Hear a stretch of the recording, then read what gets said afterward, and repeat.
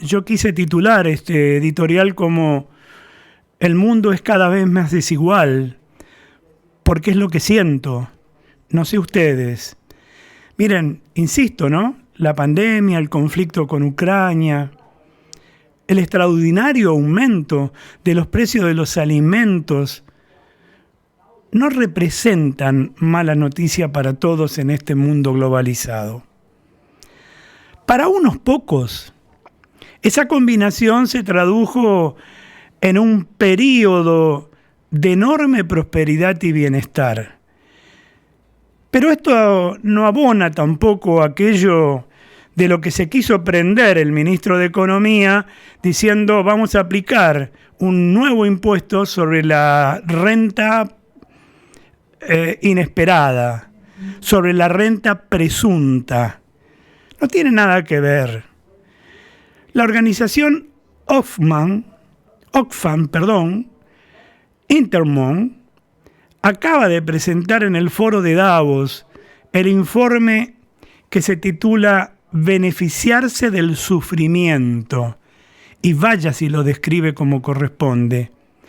En él advierte que las reglas de juego del mundo globalizado han hecho poco o nada para reducir la extrema desigualdad en el planeta y, por el contrario, la falta de regulación ha permitido una creciente concentración en pocas manos de sectores claves para el bienestar de la humanidad, como son la generación de energía, la producción de alimentos y los productos de la industria farmacéutica, precisamente elevados en estos últimos años gracias a la pandemia o al COVID-19.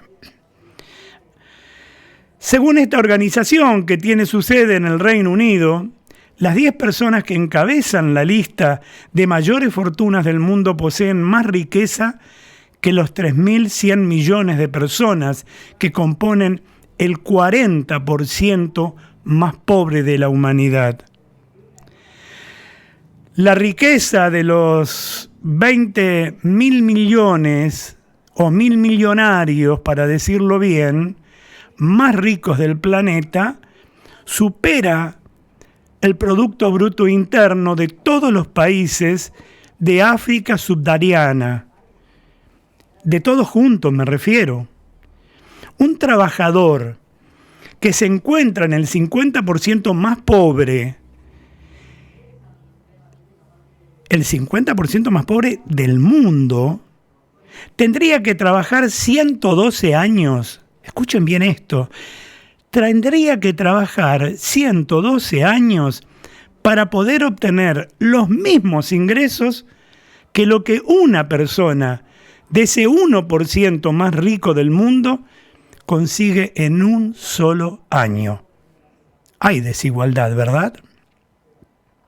El aumento de la fortuna de las personas más acaudaladas del planeta fue posible gracias a la participación que tienen en corporaciones que sacaron ventajas de regulaciones que la beneficiaron en forma extraordinaria.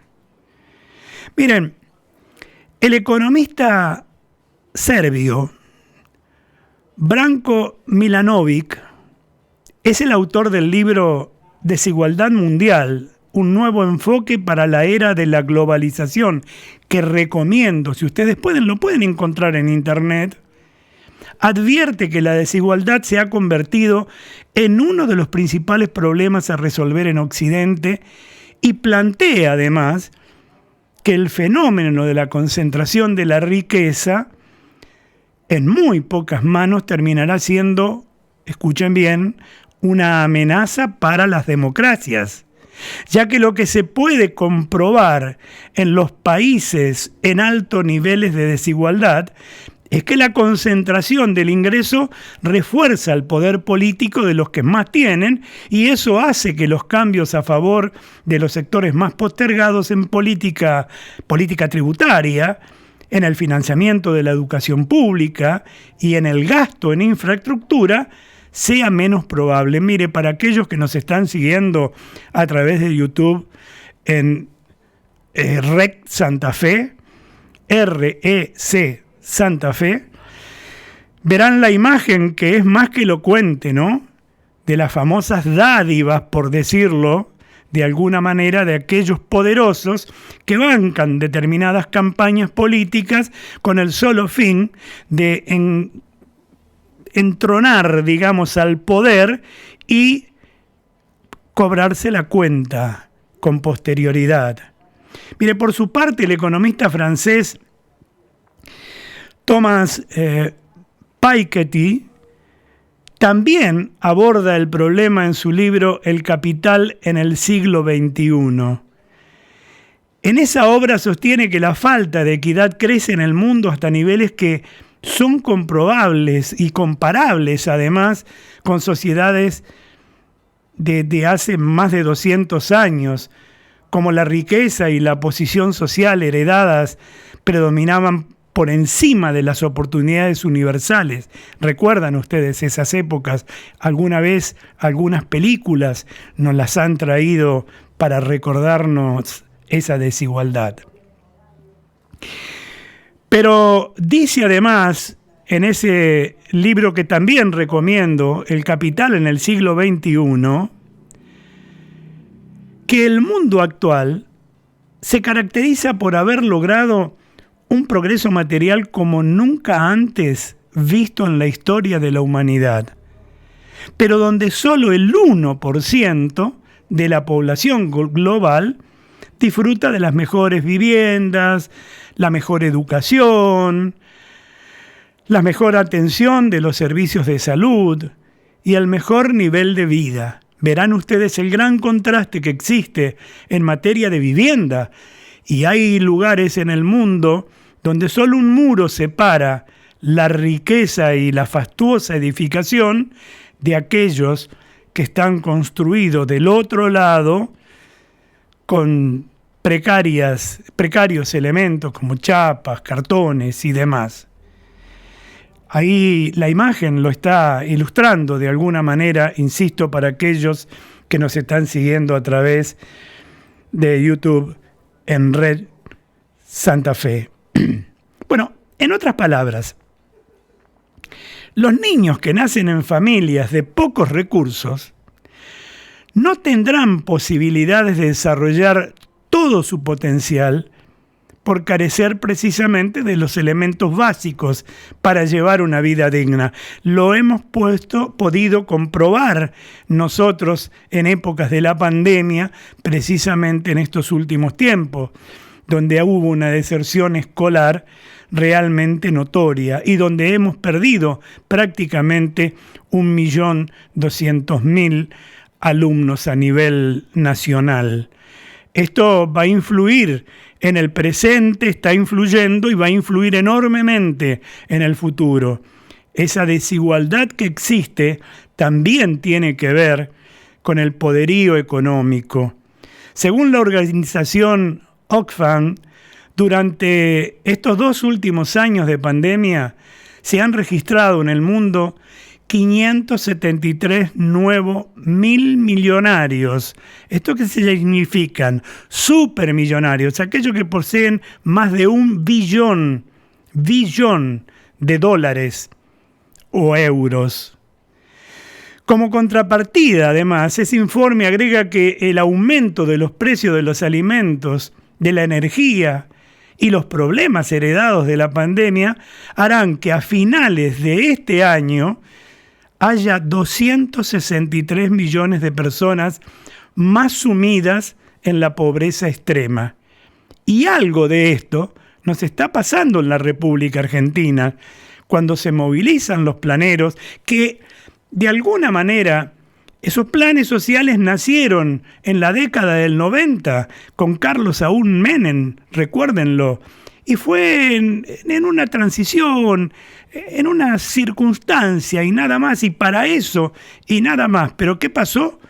Se quedaron en el tiempo y fueron aumentándose de manera progresiva, y se aumentaron mucho más todavía en los 12 años de gobierno kirchnerista, aunque ahora la vicepresidente, presidente en aquel entonces, que aumentaba planes a cambio de votos, evidentemente, ahora dice que esto hay que regularlo. Y después salen algunos a aclarar, no, pero no está en contra de. La verdad que lo que está haciendo la señora presidente de aquel entonces, vicepresidente, que designa al actual presidente, es cotejar y competir y alejarse a la vez de la situación económica por la que atravesamos y cargársela en las espaldas al presidente y al resto del gabinete. Miren, el premio Nobel de Economía Joseph Stiglitz, autor, entre otros libros, de El precio de la desigualdad, que también recomiendo hojear, aunque más no sea, sostiene que es necesario que este pequeño porcentaje de la población que goza de beneficios y privilegios comprenda que su destino está inexorablemente ligado a las condiciones de vida del resto de la humanidad. El economista, además, recuerda que las consecuencias de la desigualdad son conocidas y nosotros las hemos experimentado, o sea que damos fe de todo ello. Un alto índice de criminalidad, lo hemos visto en las últimas décadas en la Argentina, problemas sanitarios, hemos visto la paupérrima forma en que se atiende en los nosocomios públicos por falta de elementos, no por falta de capacidad científica. También se dan como consecuencia menores niveles de educación, que acabo de decirlo, ¿no? Esa deserción que tenemos, y además estas pruebas que se hicieron últimamente en los colegios y que están determinando que un enorme porcentaje de jóvenes no tienen comprensión del texto. Si no se puede comprender lo que se aprende, mal se puede aprender. Y sin educación estamos condenados al fracaso. Y por último también, esta desigualdad que existe a nivel global y que se profundiza en la República Argentina genera una desesperanza, una falta de esperanza de vida. Es como que no hay norte, como que no hay objetivos para poder alcanzar. Bueno, gente, todas estas son razones más que suficientes para abordar con urgencia un cambio de rumbo en la macroeconomía y fijar una agenda entre todas las dirigencias, me refiero ahora a la República Argentina, porque precisamente el país, a pesar de todo lo que acabo de narrar que sucede a nivel global, la Argentina tiene los recursos naturales y humanos más que suficientes para estar entre las primeras naciones, como pasó alguna vez, sin tanta tecnología, sin tantos recursos y con un país poco poblado, como llegó a ser precisamente el país más rico del mundo en 1895, y que bueno, luego más o menos se mantuvo en la élite mundial hasta 1945, y ahí comenzó nuestra debacle. Ahí comenzó la decadencia. Una historia que no podemos repetir.